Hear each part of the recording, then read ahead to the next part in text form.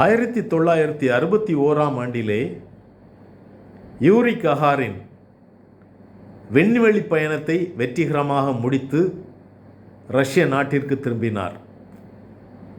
பார்க்டவுன் நகரிலே மிகுந்த கூட்டம் யூரி ககாரின் விண்வெளியை வெற்றிகரமாக முடித்து வந்ததற்காக அவருக்கு பாராட்டு விழா.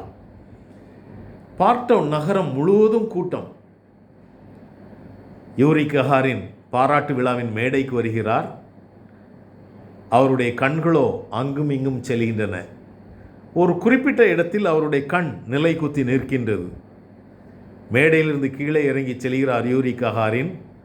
அங்கே ஒரு வயதான மனிதரை கூட்டிக் கொண்டு மேடைக்கு வருகிறார்.